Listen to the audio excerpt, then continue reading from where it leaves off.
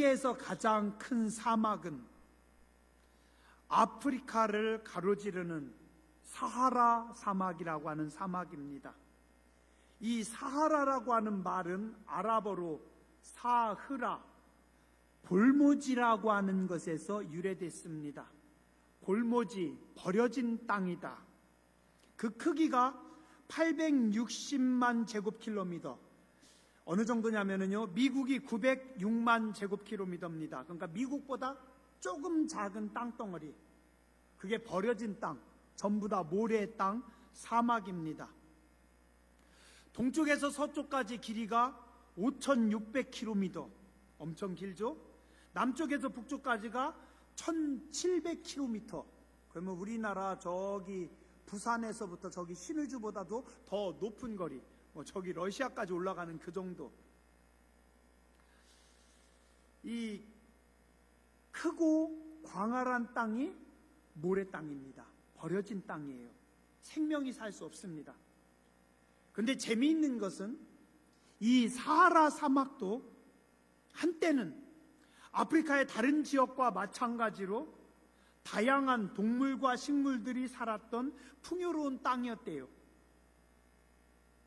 여러 학자들이 가서 연구하고 밝혀보니까 사하라에서 발견된 동굴 속에 벽화가 그려져 있는데 그 벽화에 코끼리, 기린 같은 동물들의 그림이 있는 겁니다. 사람들이 들판에서 가축을 기르는 모습이 있습니다. 2008년도 미국의 고생물학자 폴 세레너라고 하는 사람이 니제르 지역에서 발견했는데 보니까 낚시 도구들, 사막 한가운데 낚시 도구가 있고 조개 껍데기가 발견됐대요. 그건 뭐예요? 옛날에는 그 사막이 강이 흐르고 있었다. 또 2020년 2월에 고생물학자 반 니어 박사가 리비아 남서쪽에서 이렇게 발견을 했는데 사람들이 먹고 버린 동물들의 잔해, 그 뼈들을 연구해 보니까 그 뼈들 중에 메기, 탈라피아라고 하는 물고기 뼈가 많은 버려진 먹을 뼈들 중에 80%, 상당히 많죠? 그리고 그곳에서 거북이 뼈도 나왔대요. 그러면 옛날에는 그곳이 강이었다라는 겁니다. 시간이 지나면서 물고기 뼈의 비율이 80%에서 40% 반으로 뚝 떨어졌고, 그것도 얕은 물에서 사는 메기 종류들의 뼈가 제일 많이 나왔대요. 이걸 통해서 옛날에는 물이 풍요로운 강이었는데, 호수였는데 점점 물이 말랐고 나중에는 건조해서 지금은 물이 하나도 없는 모래뿐인 사막이 되었다라는 겁니다. 우리 지구상에 있는 모든 땅이 비가 내리지 않으면 이렇게 사막이 된답니다.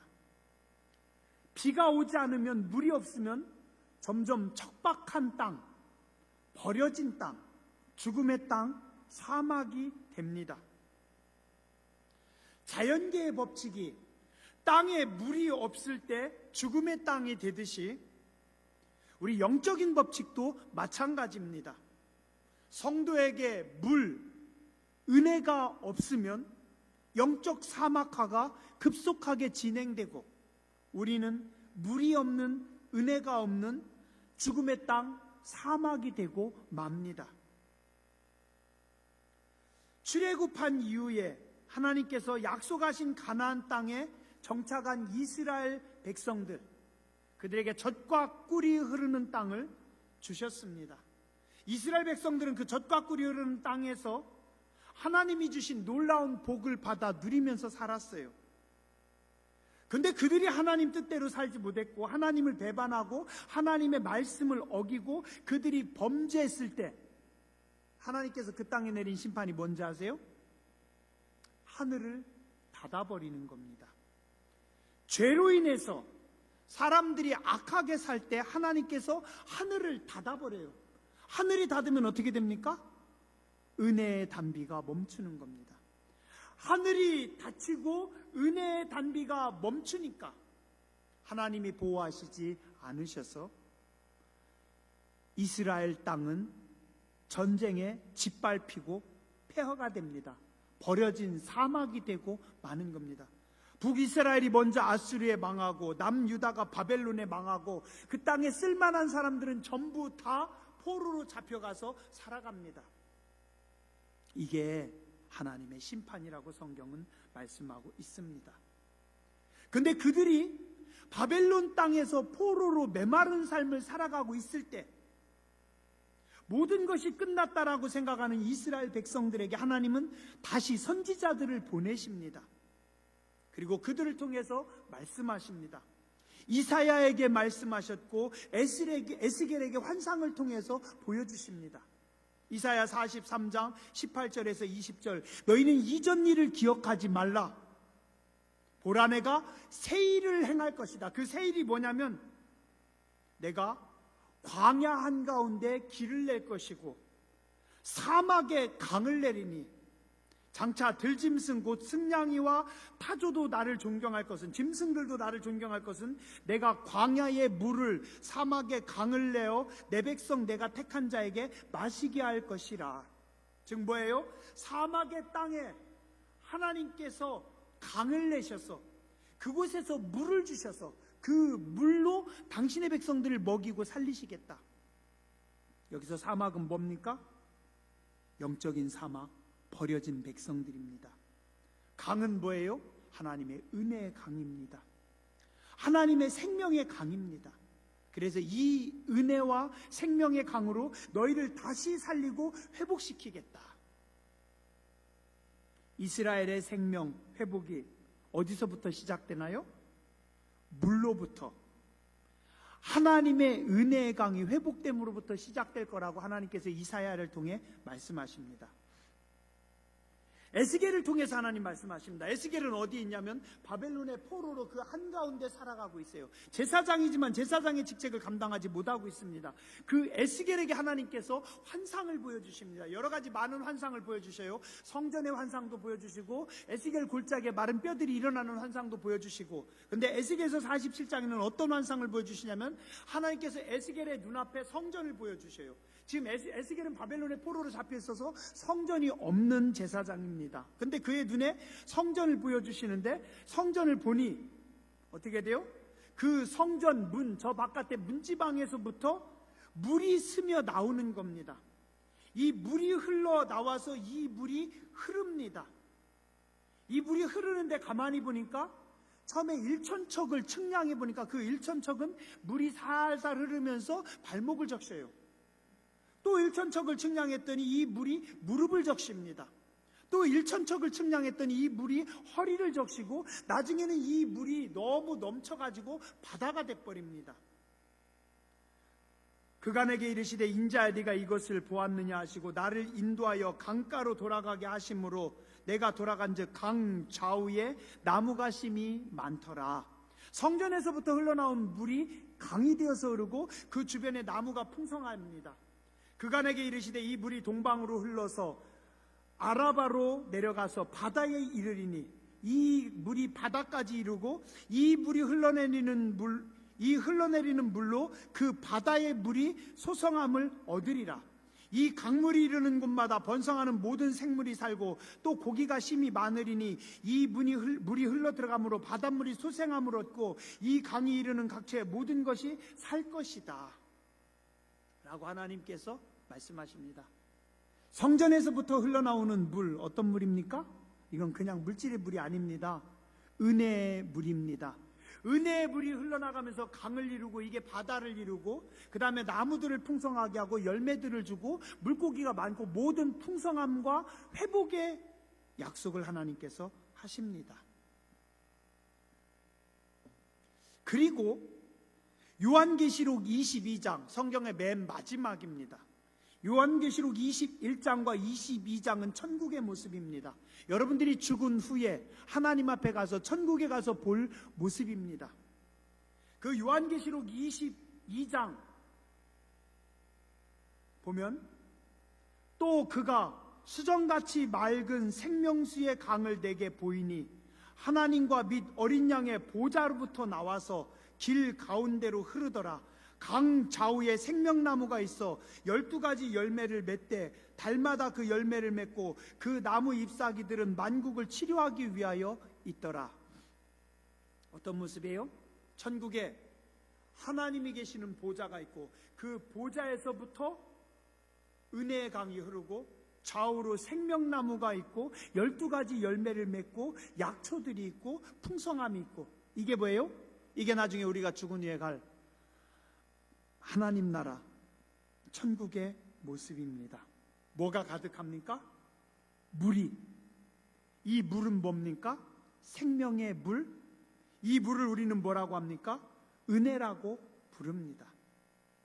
이 생명의 물, 이 은혜 어디에서부터 올까요? 하나님의 보좌로부터, 하늘로부터 우리에게 임합니다. 자, 그런데 하늘문을 닫아버리면, 하늘문이 닫히면 이 은혜가 흐를 수 있을까요? 은혜를 입을 수 있을까요? 이사야 55장 8절에서 11절에 말씀합니다. 하나님의 말씀에 내 생각은 너희 생각과 다르며 내 길은 너희 길과 달라서 하늘이 땅보다 높음같이 내 길은 너희 길보다 높으며 내 생각은 너희 생각보다 높으니라. 비와 눈이 하늘에서 내려서는 다시 그리로 올라가지 않고 땅을 적시고 싹이 나게 하고 열매를 맺게 하고 파종하는 농부에게 종자를 주어 먹게 하고 양식을 주는 것 같이 내 입에서 나가는 말도, 하나님의 입에서 나오는 하나님의 말씀도 헛되이 내게 돌아오지 아니하고 하나님의 뜻을 이루며 하나님이 명하여 보낸 일에 형통하리라. 이사야 55장에 하나님은 이사야를 통해서 계시하시고 가르쳐 주십니다. 자, 물이 하늘에서부터 오듯이 하나님의 은혜도 하늘로부터 내려옵니다. 저도 오늘 그 물을 맛있게 먹고 있습니다. 성도의 자리에, 교회 위에, 성도의 머리 위에, 여러분의 가정에, 여러분의 자녀에 하나님의 은혜의 물이, 은혜의 강이 바다가 될 줄 믿습니다. 그러려면 첫 번째 어떤 일이 있어야 돼요? 하늘문이 열려야 됩니다. 하늘문이 열려야 됩니다. 아무리 하나님의 교회여도 하늘문이 열리지 않으면 그 교회는 은혜가 없습니다. 아무리 성도여도 그의 위에 하늘문이 열리지 않으면 척박합니다. 힘듭니다. 은혜 없이 메마른 삶을 살아갈 수밖에 없습니다. 제가 예전에요, 해남에서 목회할 때 하나님께서 그때 저에게 늘 주셨던 말씀이 있어요. 자주 주셨어요. 그 말씀이 뭐냐면, 너희는 지금 하늘문이 열린 땅에서 살아간다. 우리는 하늘문이 열린 시대를 살아가고 있습니다. 그래서 늘 그 말씀 참 많이 했어요. 우리는 하늘문이 열린 시대를 살아가는 것이 축복입니다. 이것이 은혜입니다. 우리 교회 와서는 하나님께서 그 말씀 참 많이 주셨어요. 잔치하는 교회, 날마다 잔치하는 교회, 날마다 은혜가, 양식이 넘치는 교회, 그죠? 우리는 흔하게 자주 보는 그 비, 그리고 우리는 지금 창밖으로 저 쌓인 눈들을 보잖아요, 그죠? 우린 너무 흔하게 보기 때문에 귀하게 여기지 않아요. 그런데 아무데나 저 비와 눈이 저렇게 많이 내리는 거 아닙니다. 아까 말씀드린 사막은 1년 내내 비가 내리지 않습니다. 눈 없습니다. 아무데나 하나님의 은혜가 임하는 거 아닙니다. 복을 받는 자리가, 하나님의 은혜가 임하는 자리가 따로 있어요. 어떤 분은요, 똑똑해요. 사람 참 좋아요. 근데 하늘문이 닫힌 사람도 있습니다. 더 속상한 건 뭔지 아세요? 하늘문을 닫는 분도 있습니다. 하늘문을 닫는 아버지도 있고, 닫힌 하늘문을 여는 아버지도 있고, 여는 어머니도 있습니다. 왜 닫아요? 몰라서. 은혜의 문을 닫아버립니다. 하늘의 문을 닫아버립니다. 축복의 문을 닫습니다. 어떻게 살려고? 하늘문 닫으면 안 돼요. 여러분들은 하늘문 닫는 분이 되지 마세요. 하늘문을 여는 분들이 되시기 바랍니다. 어디가 하늘문이 열린 자리일까요? 어디가 복된 자리일까요? 어렵지 않습니다. 간단합니다. 주님이 말씀하신 자리, 예수님께서 선포하신 자리, 그 자리가 축복의 자리입니다. 그 자리가 하늘문이 열린 자리입니다. 사도행전 2장에 보면 마가의 다락방에서 하늘문이 활짝 열립니다.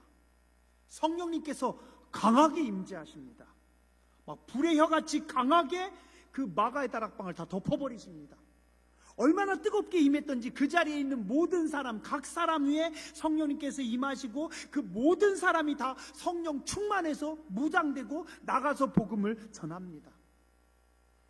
강력한 성령의 역사와 강력한 성령님의 임재가 사도행전 2장에 기록됩니다. 그리고 그 열린 하늘문 아래서부터 오늘날 교회가 시작됐습니다. 어떻게 해서 사도행전 2장에 이런 역사가, 하늘문이 활짝 열렸을까요? 사도행전 1장에 예수님께서 말씀하셨기 때문입니다. 뭐라고 하세요? 예수님께서 하늘로 승천하시기 직전 그 자리에 있는 500명의 사람들에게 말씀합니다. 사도행전 1장 4절, 사도와 같이 모이사 저희에게 분부하여 가라사대. 예수님께서 분부하여, 제가 어릴 적에는 가라사대 게임을 많이 했는데 이 가라사대가 들어가면은 그대로 행해야 되는 겁니다. 분부하여 가라사대 말씀하시되 예루살렘을 떠나지 말고 내게 들은 바 아버지의 약속하신 것을 기다리라. 요한은 물로 세례를 베풀었으나 너희는 몇 날이 못되어 성령으로 세례를 받으리라 하셨느니라. 예수님께서 말씀하십니다. 너희는 예루살렘을 떠나지 말고 약속하신 성령을 기다려라. 그럼 어디가 하늘문이 열린 자리겠어요? 예루살렘, 마가의 다락방. 왜요? 예수님께서 말씀하셨으니까. 예수님께서 당신의 백성들에게 엉뚱한 곳, 복이 없는 곳을 가르쳐 주겠어요? 아니에요. 복이 있는 자리, 복이 임할 자리, 복을 받을 자리, 거기가 어디예요? 마가의 다락방, 예루살렘입니다. 너희는 이곳을 떠나지 마라. 그래서 마가의 다락방은 약속의 자리입니다. 그 약속의 자리, 말씀의 자리 위에 사도행전 2장에 놀라운 거룩한 역사가 나타났습니다. 그래서 지혜로운 성도들은 하나님의 말씀이 있는 자리가 복이 있는 자리임을 압니다. 그래서 복된 성도는 하나님의 말씀을 쫓아가고 하나님의 말씀이 있는 그 자리, 그 한가운데에 서서 하나님께서 주신 복을 풍성하게 누리는 겁니다. 미련한 자들, 교만한 자들, 오만한 자들은 그런 게 무슨 소용이 있어? 내가 보니까 저기 돈이 보이는데, 내가 보니까 저기 가면 성공할 건데 나는 말씀과 상관없이 그냥 성공할 거야, 열심히 살 거야. 왜냐면 나는 똑똑하니까, 왜냐면 나는 젊으니까, 왜냐면 나는 잘할 수 있으니까. 그리고 아브라함의 조카 롯처럼 뛰어가는 겁니다. 어디로요? 복이 없는 자리로. 여기 복이 있다니까, 여기 있어야 복을 받는다니까, 그곳으로 안 들어오고 엉뚱한 곳으로 가는 거예요. 어떻게 해야 돼요? 자, 오늘 본 창세기 12장 아브라함의 말씀입니다. 아브라함은 누굽니까? 복의 사람입니다. 복의 사람이에요. 오늘 말씀에 2절에 보니 내가 너로 큰 민족을 이루고 내게 복을 주어 내 이름을 창대하게 하리니 너는 복이 될지라. 복을 가지고 있는 사람이에요. 복을 가지고 있는 사람은 어떡합니까? 늘 행복하죠. 왜요? 내가 복을 가지고 있으니까, 내가 복을 쓰니까 늘 행복합니다. 아브라함은 복입니다. 3절, 너를 축복하는 자에게는 내가 복을 내리고 너를 저주하는 자에게는 내가 저주하리니 땅의 모든 족속이 너로 말미암아 복을 얻을 것이라. 아브라함은 복이 있었기 때문에 아브라함을 통해서 복이 나갑니다. 축복의 통로였습니다. 축복의 사람입니다. 어떻게 해요? 아브라함은 하나님께서 주신 이 말씀을 붙잡습니다. 그래서 그 당시 갈대아 우르 땅, 풍요로운 땅, 거기 떠납니다. 중간에 하란에 멈춰 있었는데 거기서 또 떠납니다. 무엇을 따라요? 하나님께서 주신 약속의 말씀을 따라. 왜냐하면 하나님이 말씀하셨으니까 그 말씀 한가운데 있으면 거기는 하늘문이 열린 땅이거든요. 그럼 거기는 복이 있는 땅이거든요. 말씀의 4절 보시기 바랍니다. 이 아브라함이 여호와의 말씀을 따라갔고 롯도 그와 함께 갔으며. 저는 이 말씀 참 좋아합니다. 너무 좋아요. 볼 때마다 좋아요. 무엇을 따라갔다고요? 하나님의 말씀을 따라갔다. 아브라함이 뭘 압니다. 왜요? 말씀이 복이라는 걸 알아요. 말씀이 있는 곳에 축복이 있고 말씀이 있는 곳에 하늘문이 열렸고 그 말씀이 있는 곳에 하나님의 은혜가 강같이 흐르는 걸 아브라함이 알았어요. 그래서 갈 바를 알지 못하지만 그 말씀을 쫓아서 갑니다. 그러나 그의 조카 롯은 어떻게 해요? 말씀을 쫓아가지 않았고 롯은 아브라함을 쫓아갑니다. 롯도 그와 함께 갔으니 롯은 사람을 따라 갑니다. 성도님들도 두 종류예요. 어떤 분들은 매주 혹은 항상 선포되는 하나님의 말씀을 붙잡고 그 하나님의 말씀을 보면서 그 하나님의 말씀을 쫓아가는 성도님이 있어요. 어떤 분들은 말씀 못 믿겠어요. 말씀이 안 들려요. 말씀 잘 모르겠어요. 말씀은 잘 모르겠는데 장로님들이 가시니 권사님들이 가시니 나도 그냥 가야 되겠다. 사람 쫓아다니는 분도 있어요. 말씀이 축복의 자리고 말씀이 은혜의 자리입니다. 성경은 에서의 길과 야곱의 길을 말씀합니다. 에서는 우리가 잘 알다시피 건강합니다. 싸움도 잘합니다. 체격도 좋습니다. 부족할 것 없는 사람입니다. 근데 에서는 아버지, 할아버지가 주는 하나님의 말씀이 지겨워요.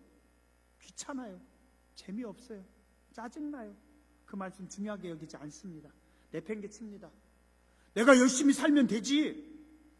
내가 장악하면 되지. 내가 이기면 되지. 근데 야곱은 할아버지로부터 아버지로부터 주신 그 말씀, 장자권의 축복을 사모합니다. 그래서 거기다 목숨을 겁니다. 그래서 형을 속입니다. 아버지를 속입니다. 왜요? 말씀을 믿어서, 말씀이 축복이라는 것을 알아서 그 말씀, 그 장자권의 축복을 붙잡다 보니 집에서 쫓겨납니다. 타향에 가서 많은 세월 20년 동안 고생하다 돌아옵니다. 근데 놀라운 것은 에서의 하늘에는 하늘문이 안 열려요. 왜요? 에서의 가슴에 말씀이 없으니까. 야곱이 가는 곳에서는 하늘문이 열려버립니다. 베델에서 광야에서 그가 혼자 누워 자는데도 하늘문이 열려요. 왜요? 그의 가슴에, 그의 영혼에 말씀이 있었기 때문에. 말씀이 있는 자는, 말씀을 품은 자들은 어디를 가든지 하늘이 열립니다. 오늘 여러분들이 말씀을 품는, 말씀을 붙잡는, 말씀을 따라 살아가는 복된 성도님들 되시기 바랍니다. 그 다음에 오늘 말씀에 7절, 8절 한번 보시기 바랍니다. 여호와께서 아브라함에게 나타나 이르시되 내가 이 땅을 네 자손에게 주리라 하신지라. 자기에게 나타나신 여호와께 그가 그곳에서 무엇을 했다고요? 제단을 쌓고. 8절, 거기서 베델 동쪽 산으로 옮겨 장막을 치니 서쪽은 베델이요 동쪽은 아이라. 그가 그곳에서 여호와께 제단을 쌓고. 뭐 했다고요? 제단을 쌓다. 제단을 쌓다. 저는 예전에 어른들, 우리 신앙의 윗대 어르신들이 그런 말씀하시는 거 많이 들었어요. 가정제단을 쌓아야지. 제단을 잘 지켜야지. 제단을 잘 쌓아야지. 나의 제단, 나의 예배의 자리가 생명입니다. 그죠? 그러니 그 모습을 하나님께서 얼마나 기뻐하시겠어요. 제가 예전에 뵀던 어떤 권사님은 그러시더라고요. 아예 성함을 바꿔버렸어요. 제단으로. 그 장제단 권사님 그 눈 속에서도 새벽기도 한 번을 안 빠져요. 80이 넘는 권사님이 새벽기도 한 번도 안 빠져요.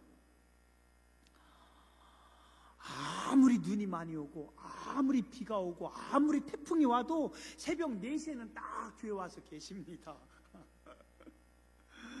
남편이 교회 갔다 왔다고 죽인다고 낯들고 쫓아다니는데 도망다니면서도 제단을 지켜요. 그런 분들에게 하늘문은 열립니다. 그런 분들에게 하나님께서 복을 안 주시겠어요? 그죠? 제단이 생명입니다. 제단 쌓는 거 예배가 생명입니다. 예배 그냥 그렇게 쉽게 보지 마세요. 예배가 가장 중요합니다. 하나님께서 이스라엘 백성들 애굽에서 출애굽시킨 첫 번째 이유가 뭐예요? 예배하라. 그 땅의 우상들을 버리고 그 땅의 풍요로움을 버리고 그 땅의 죄악을 버리고 내가 너에게 지시하는 땅에 가서 뭐 하라고요? 예배하라. 남자만 가라고 하니까 아니다. 그러면 너희 가족들만 가라. 아니다. 가족들까지 모든 거 다 가지고 나와서 하나님을 예배하라. 예배하라. 하나님께서 우리 인간을 창조하신 첫 번째 이유는 영광 받으시기 위함입니다. 그래서 하나님은 예배의 자리를 기뻐하십니다. 기뻐하셔요.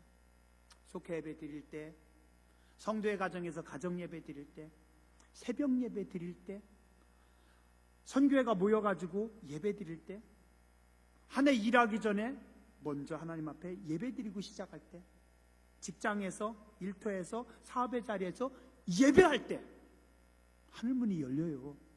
예배를 중요하게 여기세요. 쉽게 여기지 마세요. 왜 예배를 자꾸 닫아요? 왜 예배를 자꾸 폐지하려고 해요? 핑계대지 마세요. 예배의 자리가 축복의 자리라니까요. 그죠? 네. 그래서 마귀는 예배를 공격합니다. 마귀는 예배를 못 드리게 하려고 합니다. 마귀는 어떻게 해서든지 성도가 제단을 못 쌓게 하려고 합니다. 보세요. 가는 곳마다 제단을 쌓았던 아브라함은 하늘의 복을 받습니다. 그런데 제단을 쌓지 않았던 그의 조카 롯은 안 돼요. 안 돼요. 예배가 생명이라니까요. 마지막으로 아브라함은 어떻게 합니까? 8절 뒷부분에 보니까 여호와의 이름을 부르더니 하나님의 이름을 불렀다. 제가 성도님들 그 첫 번째 가정신방할 때 거의 항상 이 창세기 12장의 말씀을 가지고 복을 선포합니다. 무슨 자리예요? 기도의 자리입니다. 기도의 자리. 하나님은 기도의 자리에다가 하늘문을 열어버리십니다. 에스더가 모르드게가 죽을 수밖에 없었던 자리였지만 금식하면서 울면서 기도했더니 거기 하늘문이 열려버리는 겁니다.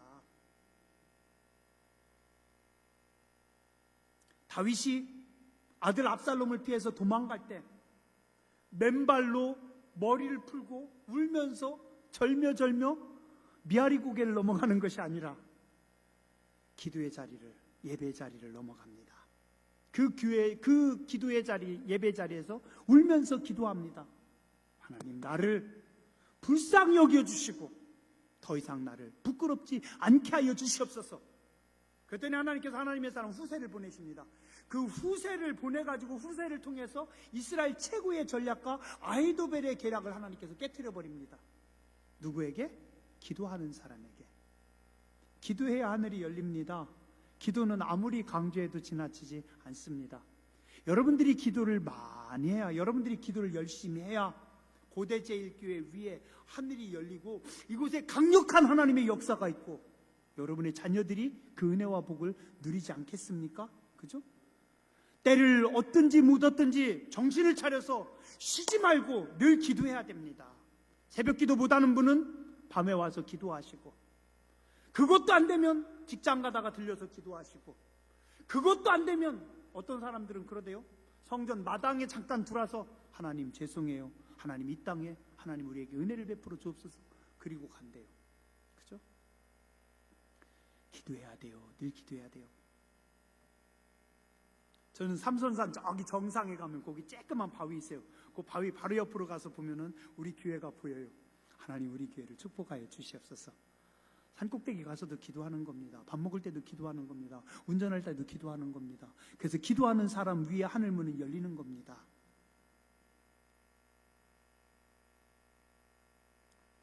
어디가 복받는 자리라고요? 어디가 복받는 자리라고요? 말씀이 있는 자리, 말씀이 선포되는 자리. 한번 따라서 하시죠. 말씀의 자리에 하늘문이 열립니다. 예배의 자리에 하늘문이 열립니다.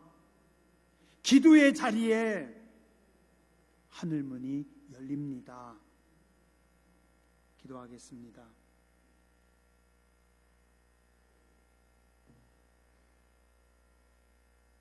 자비하신 하나님, 은혜로우신 주님, 오늘 우리를 택하시고 하나님의 자녀 삼아주시고 복의 복으로 은혜 위에 은혜로 더하여 주시니 감사를 드립니다.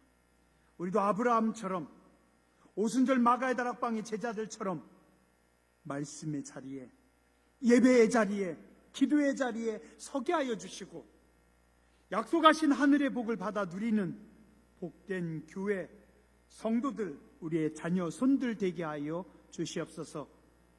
거룩하신 주님 예수님 이름으로 간절히 기도드렸습니다. 아멘.